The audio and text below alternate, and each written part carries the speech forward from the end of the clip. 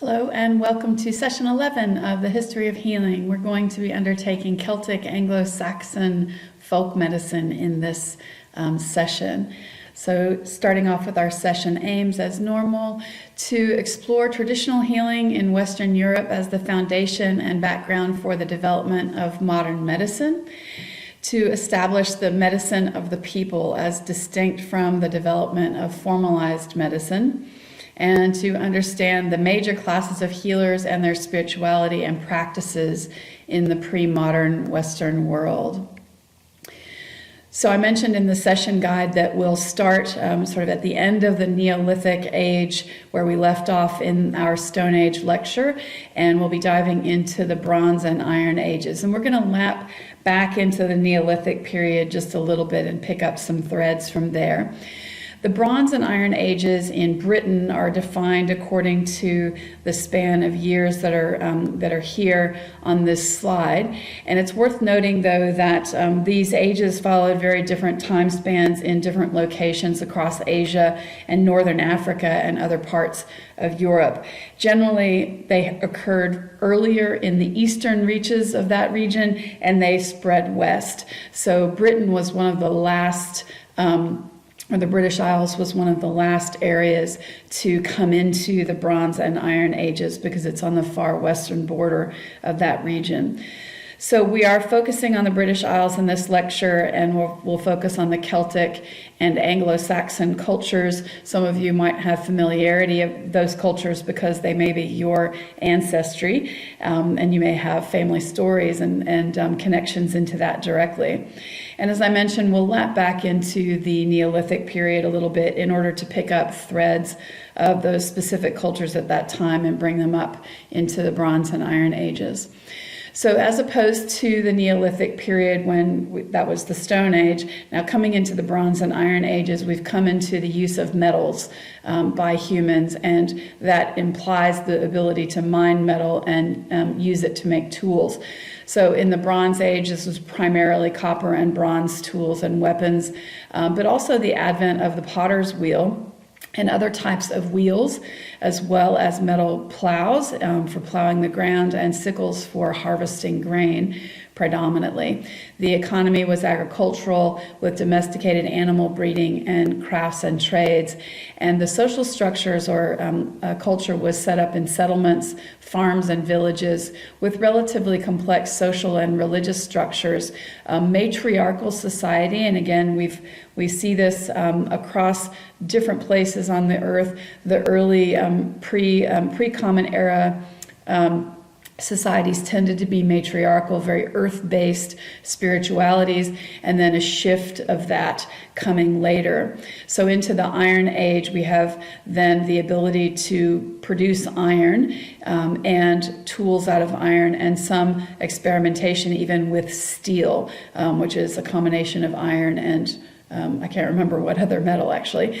There was more trade at this point in time from the British Isles across the Channel into mainland Europe, but it was still a farming-based economy. It had shifted that point into being a number of small kingdoms, and we'll talk more about that in terms of the numbers and variety of those at that time later in the lecture.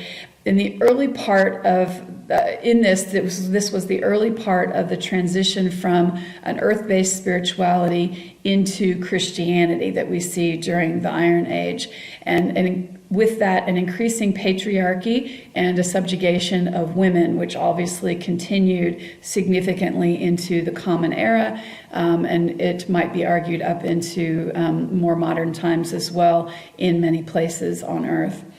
So one preliminary thing I want to point to before I go too far into this lecture, and that is the word pagan. I want to talk about why we might or might not use that particular word. So the early Christian era people in Britain used the general term pagan to describe a lack of culture or a lack of formal religion of the non-Christian people at that time. And it was a pejorative term, which meant it was a put down.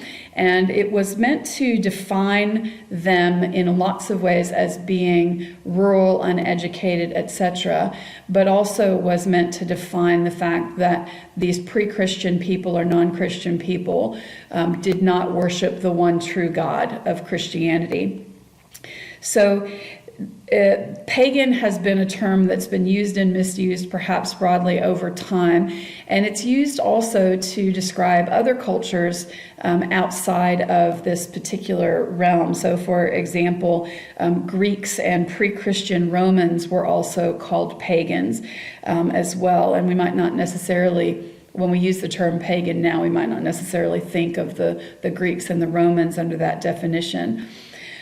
Generally, Germanic, Slavic, and Scandinavian tribes were also labeled as pagan. So it wasn't just the pre-Christian Celts and the tribes before that time that were labeled that way. So we won't really use that term much in this lecture because it's a very, very non-specific term. It's also a term that the people of that time that were defined that way would not have used that term to describe themselves. And so we'll try and use some more specific terms to relate to the groups of people that we'll be talking about through the and the cultures that we're talking about through the lecture today. And we might use the term pagan only minimally. So the timeline we'll be covering in this lecture, going from 5000 BCE at the advent of farming in the British Isles and on up through 600, year 600 of the Common Era. So this is quite a large span of time, and we'll be sort of skimming across the top of the developments that happened during that time in culture and in medicine and religion in particular, because religion was a very large influence on this span of time in the British Isles.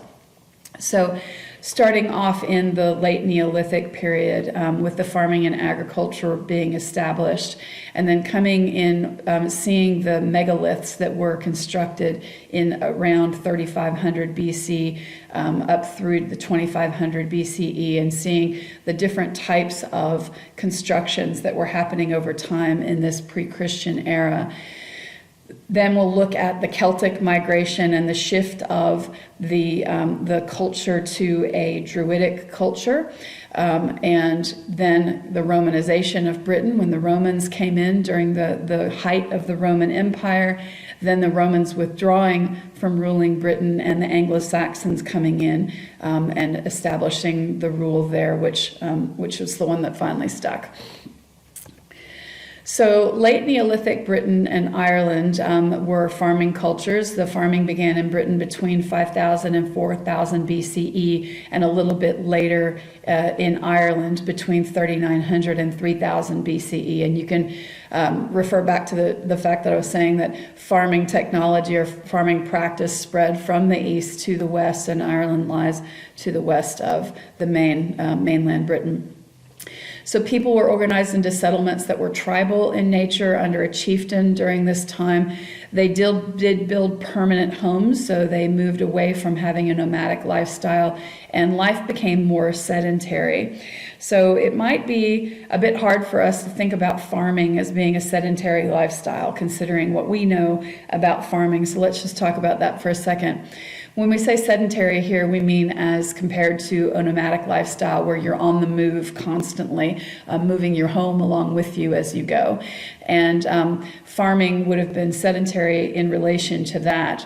But we also have to recognize the fact that with the number of people, which was very small in these farming settlements, the amount of farming that was being done was really not large-scale farming. And so when you consider the number of mouths that there were to be fed and the wealth of food in the natural environment in terms of hunting and fishing, in the British Isles at this point in time, these people would not have been wanting for food, and they wouldn't have probably had to work super hard in their farming efforts in order to feed the relatively small number of people that adhered to these settlements that they were organized into.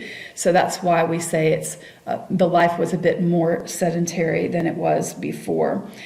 And remember that farming had had started in the Fertile Crescent of the Middle East. That was around 10,000 BCE, and it took that long for it to migrate over, so 5,000 years for farming to migrate from the Fertile Crescent to the British Isles. And when we think about that in terms of how fast a technology might spread today, it's phenomenal to think about that taking 5,000 years.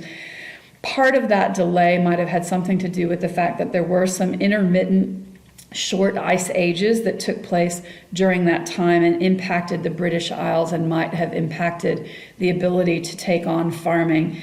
But also, I mentioned that the natural food sources in the British Isles during this time might have been so abundant that folks might not have felt particularly driven to take on farming and to learn this new thing because they weren't in want of food. Whereas if you consider the Fertile Crescent during times of when there was less rain in that area, it was a very arid region for much of the year, they had more of an impetus to try and store up things like grains in order to feed themselves through the dry times. So one of the most interesting things in the archaeological record with regard to this point in time in the British Isles is the burial structures that they used. These were megalithic, which means large rocks, primarily used as burial places and that give us insight into the ritual nature and importance of burial within their spiritual and cultural traditions.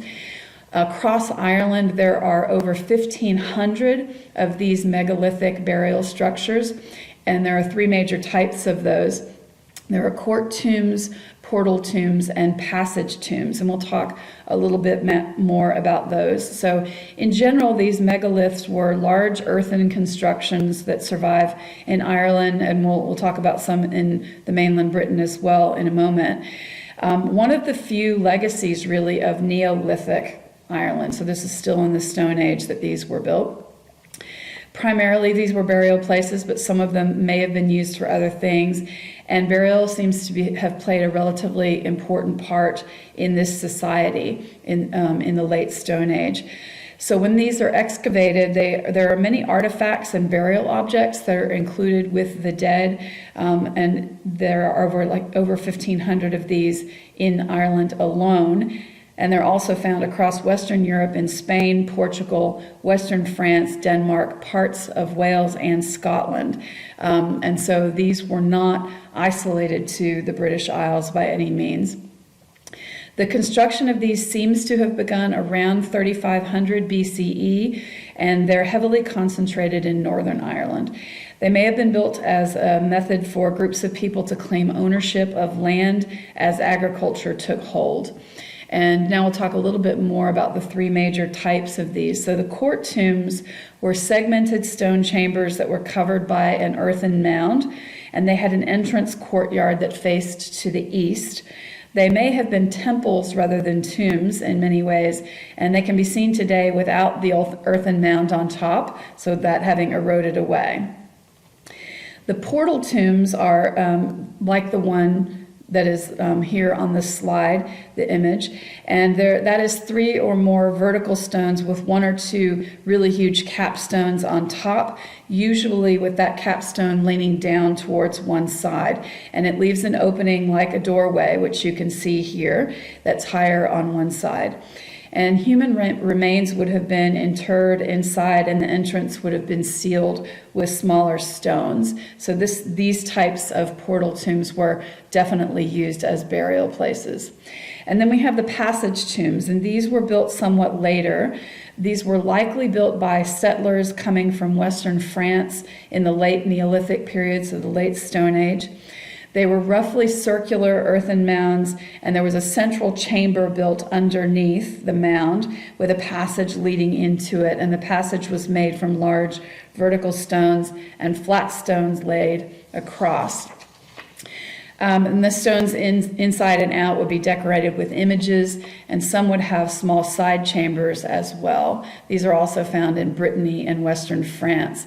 And the most famous of the passage tombs of this type is Newgrange in Ireland. It was built around 2500 BCE, and it's older than Stonehenge, at least as old as the Egyptian pyramids. And the image here on this slide, perhaps obviously, is the tomb at Newgrange. However, it has been significantly restored. It has not stayed in this state since 2500 BCE. And the sun shines directly down the main passage. So a passage tomb, as I described, has a passage that goes from the outside to the central chamber. And on the winter solstice each year at sunrise, the sun's rays will shine directly down that main chamber, or through a slot in the roof as well, along the passage, to light up a triple spiral that's carved as an orthostat set at the back of the central chamber. So these were obviously built by folks who understood how the sun moved with time and when it hit its pinnacle at the winter solstice, and likely they understood the summer solstice as well. But this was obviously folks who understood astronomy to a certain extent to be able to understand how to line that up. And this is, it's unsure if that triple spiral that's there in the central chamber was on the original construction or was added later, because the triple spiral is often associated with Celtic culture, but this passage tomb was constructed about a millennium, about 1,000 years prior to the Celts having arrived in Ireland. So moving into the Bronze Age, this was a more peaceful period, and there was less intertribal warfare in this period than previous, and there was a more egalitarian society than in the past, but there was a class of aristocracy that was present at that time. And religious and social structures became more complex and formalized, and this probably was a natural evolution of the population having settled down out of a nomadic lifestyle from previous. It's obviously more likely that if there are settlements of people, they are going to interact with each other, and they're going to have more social customs and structures that build up around that, as well as the advent of more formalized religion. And during this time in the Bronze Age in the British Isles, there were construction of henges, and we'll talk about the most famous one, which I'm sure you've heard of shortly, but other types of stone circles as well are noted to this time in the Bronze Age. So henges are large earthen circles that were constructed most likely for religious purposes, including animal sacrifice, and in some instances perhaps human sacrifice as well. And they were constructed as the Neolithic tombs had fallen out of use towards the end of the period. There were a large number of stone circles constructed across the British Isles, and they were presumed to have many ceremonial functions. The establishment of more formal places for cultural or religious ceremonies, that demonstrates the increasing complexity of both religious and social structures, which I mentioned a minute ago. And there's also evidence that people undertook pilgrimages to these places. All the potential reasons for that are not really well understood because we don't have a written record of the time, and we only have what the archaeology tells us, really. There are over 1,000 stone circles preserved across the British Isles to the present, and the image here is one that's in the Lake District of England. So the tombs having fallen out of use from the prior period suggests that burial practices might have changed, and there might be some evidence that indicated both cremation and something called excarnation were used rather than burial. So excarnation is essentially leaving a dead body out to the elements that would allow wild animals to consume it, and other types of decomposition if it was left out open to the elements, and leaving it there for some period of time and then collecting what's left of the remains and burying them.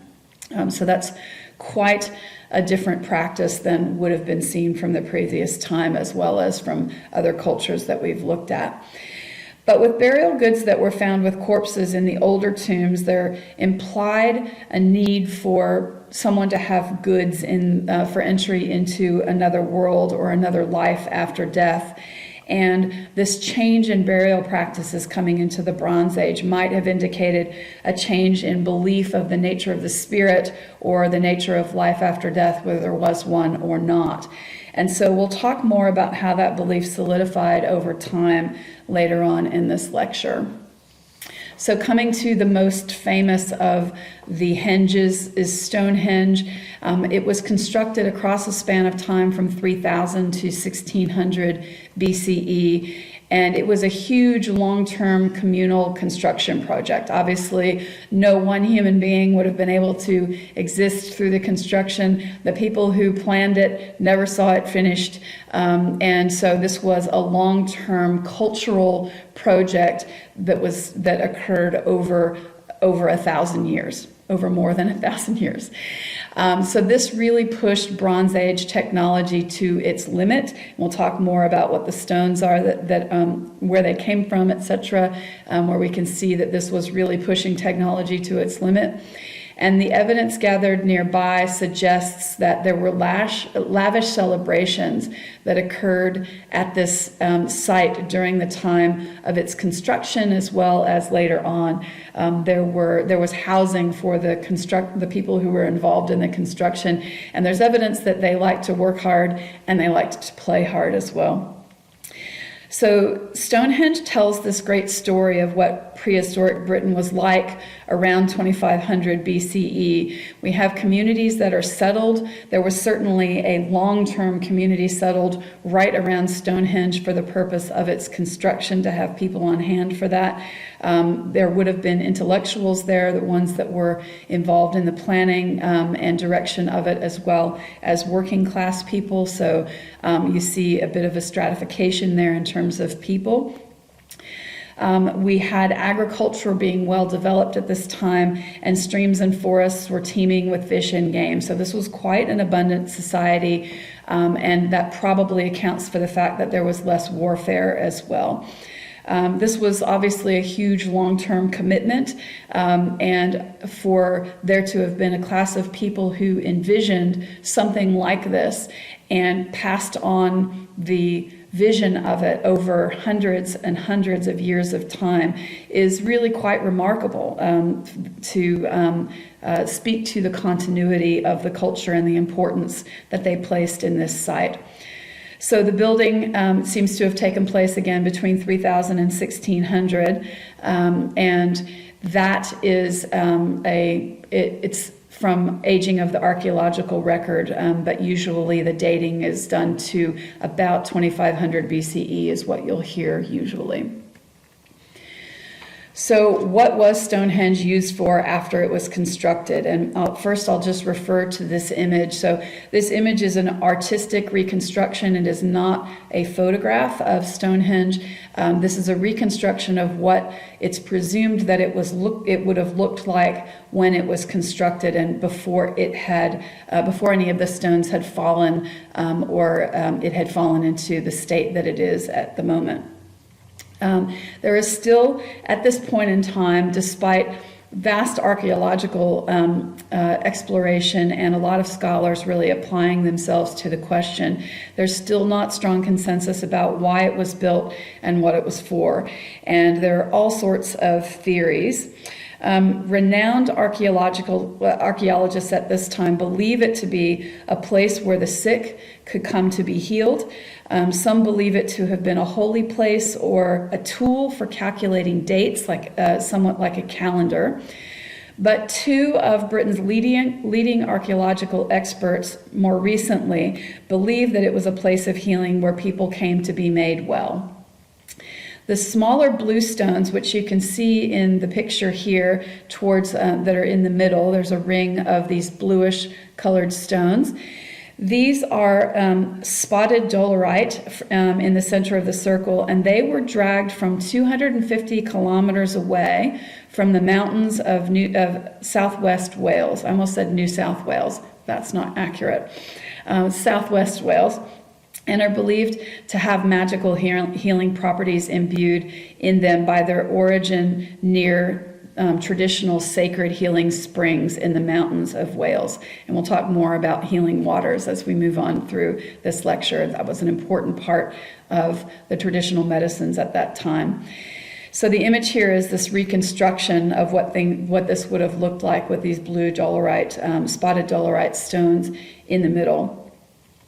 The evidence of bones that have been excavated around Stonehenge back up the theory that it was a place to come to heal, because there was a major concentration of skeletal trauma in those bones, and that implied that the ill and the injured may have undertaken pilgrimages there to be healed or to find relief from pain by the healing powers of the site or the healers that might have been concentrated there at the site, or both. There's no doubt that the arrangement of the stones was aligned with the summer and winter solstices, and there are still celebrations that take place there on those dates to this day. And so there's no doubt that the stones are a calendar of sorts. But that also implies at the time that there may have been a time when the people believed that the healing powers of the stones had their greatest power at those points in time, the summer and winter solstices, for example. So there we see a connection between astrology and healing, perhaps, which we see in lots of other cultures. Probably the most popular theory of its purpose, which has been around for hundreds of years, was that Stonehenge was a place of worship and of religious reverence, and others believed that it was a monument for the dead, so it was a burial place. So these are lots of different theories. One of the other theories is that Stonehenge is related in some way to the Druids, and we'll talk a lot more about the Druids later in this lecture in case you don't know who they are. But some folks posit that the Druids were involved in the creation of Stonehenge, though the dating shows that it was completed at least 1,000 years prior to the Druids being documented to exist on the British Isles. Now, that doesn't mean that the Druids weren't there at that point in time, but there was no documentation of it because of lack of a written record at that point. Like I referenced in the session guide, we have a lot of speculation around this time. Some sources suggest that the Druids as a caste existed as far back as the 2nd millennium BCE. So it is possible that some pre-Druid similar group was responsible for planning Stonehenge. The Druids were certainly an intellectual class of people at that time and carried the knowledge of the society. And so if we're looking for an intellectual class that would have been able to plan and envision a monument like this, we might look to the Druids or the pre-Druids, some pre-Druid group. And certainly the knowledge that's been attributed to the Druids would not have been common to the prehistoric population at large. And so we know that knowledge had developed over long periods of time, but generally was not in the general populace. So there is a lot of speculation as to the origins and who planned Stonehenge to begin with and believed that it could be carried off. So the spirituality that we see in this time is very common to the other earth-based spiritualities or religions that we saw in tribal cultures coming up through the lectures that we've had previous to this one. There was a belief in the balance of opposites of earth and sky.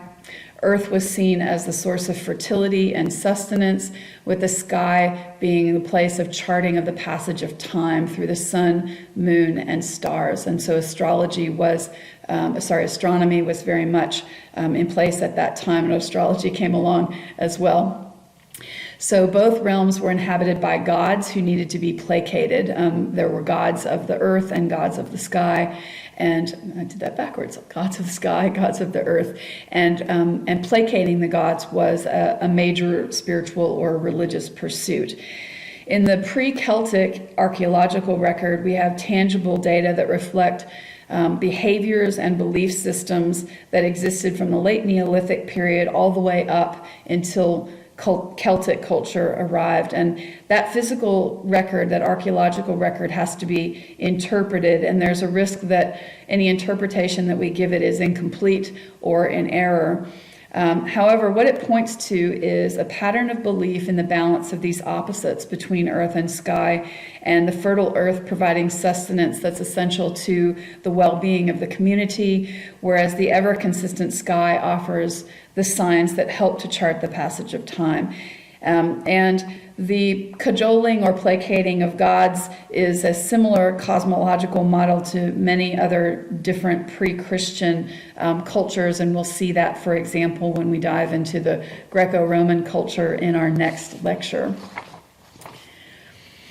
One of the ways that we know that the people of this time were interested in placating the deities which they saw as being a part of nature or in the realm of nature is the way that they made offerings to these deities. And they often made offerings of things that would have been very valuable to them at the time. So we have healing wells and other bodies of water across Europe that have been acknowledged and perhaps worshipped as far back as the early Bronze Age. And we know that these healing wells and lakes and other bodies of water were used as places of pilgrimage and offering to the gods because they have been mined for large quantities of bronze and gold items that have been brought up out of those waters that were thrown into them as offerings to the gods.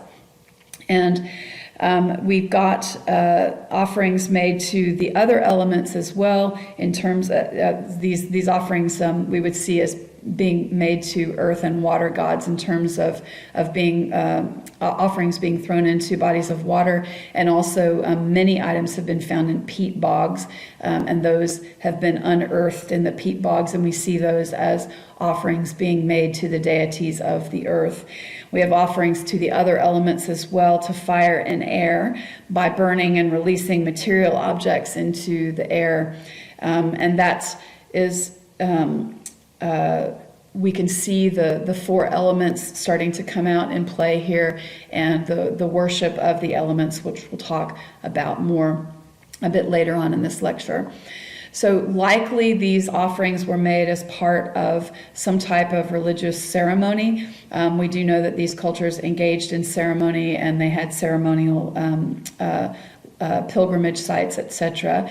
And these were items that would have been of great value to them. So in the image here, we have some swords from the Bronze Age, which were brought up out of either a peat bog or a healing well or a body of water and preserved during that time.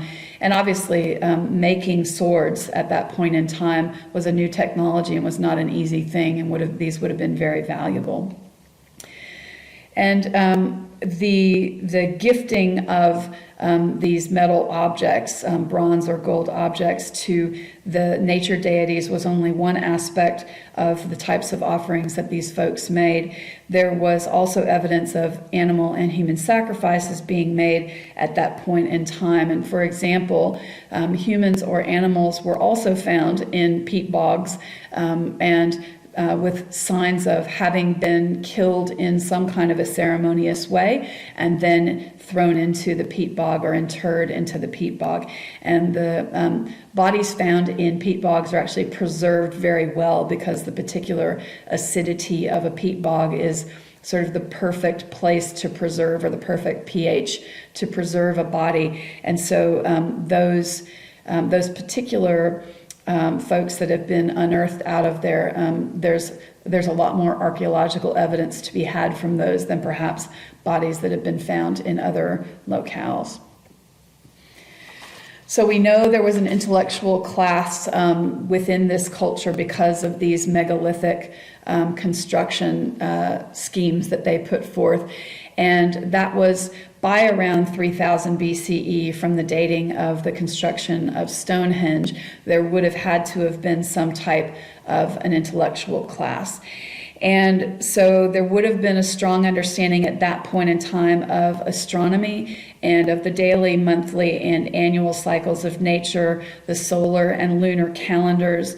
And that understanding would have had to have been built over a long span of time. If you consider the fact that it took 5,000 years for farming to migrate from the Fertile Crescent out to the British Isles, we have to imagine how long it might have taken for this intellectual knowledge to develop in the British Isles. But we know that by around 3000 BCE, with the construction envisioned of and planned of Stonehenge, that there had to have been quite a firm knowledge base at that point in time in that area. And then through the third and into the second millennia BCE, the prehistoric tribal cultures also had abundant surpluses that allowed them the capacity to create structures and spaces for ritual observances. And we believe then there would have been folks who were leading those ritual observances and ceremonies. So likely there was a priestly caste as well, and those might have been the same folks, and they might have been two different realms of folks, but we have evidence that there was at least some overlap. So there is a really rich fabric of belief and ritual that indicates a very deep philosophy within this culture back as far as 3000 BCE, and that would have had to have been maintained by a specialist group.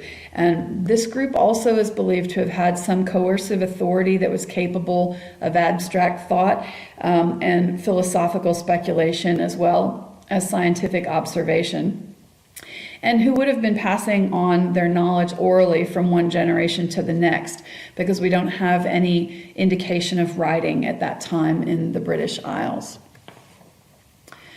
With regard to health and healing in the Bronze Age, we see from the archaeological record there was a highly variable mortality rate. We have ideas of local herbal remedies being well known and administered by healers or women within families. And we know this based upon what's been found in the archaeological record in terms of herbs or seeds in particular that have been found in the same locale with people. There is some perhaps evidence of surgery and herbal antiseptics, and quite a varied diet of food being quite plentiful with an active lifestyle. And so this contrasts what I said earlier about it being a more sedentary lifestyle, and that was again compared to the nomadic lifestyle of before. But this was a farming culture, so they would have had activity as opposed to what we have now. So there are the same archaeologists who posit that Stonehenge was a place of healing, believe that it would have attracted a camp of healers or even a permanent community of healers who were there to serve those ill people who came or injured people who came. And this society was more sophisticated than we might think. So whilst child mortality was high and people did die of what might be considered trivial illnesses today, the life expectancy really was quite variable. There was a high mortality rate in the 20s and 30s, but people often went on quite a lot longer than that. And in the archaeological record, there are bodies that have been found that were significantly older than what the average lifespan would have been. It's believed that herbal remedies would have been well known at that point in time, and the secrets of those being passed from generation to generation, and particularly the women in families for purposes of folk medicine outside of more formalized healing. Women within families would have been primarily responsible for passing down the knowledge of herbal medicine for home-based healing that was happening in a less formal sense. There have been flint blades that were thought to be surgical tools found in the archaeological evidence, so we believe that surgery was taking place. And then hearkening back to what we've talked about called trepanation in past lectures, where a hole is opened up in the skull. This is also seen at this point in time in the archaeological record in the British Isles as well. So healers must have understood something about the need to keep wounds clean, and herbal antiseptics must have been known about, because it appears as though folks did survive surgery in at least some instances, and infection would have been quite a danger. The diet at this time would have been high in red meat and vegetables as well as fish. And so we can assume that folks might have had a relatively strong immune system and good teeth. The dental records archaeologically show that tooth decay only became more prevalent after grains and beans were introduced to the diet by more widespread farming practices. The lifestyle was active and food was plentiful, and so stress probably would have been not super high in terms of fighting for living space or fighting for food, for example. So this is the end of part 1 of this lecture, session 11. Your revision questions are there, and you can find those on your LMS as well. For our other food for thought, what do you think was the purpose for the building of places like Newgrange and Stonehenge, and what were they used for? What do you think? So you can explore that if you'd like on the internet. There are lots of sources. Do be aware that some sources are scholarly and some sources aren't, and it's important to recognize what your resources are when you look at that. Okay, thanks for joining, and I'll see you in part 2.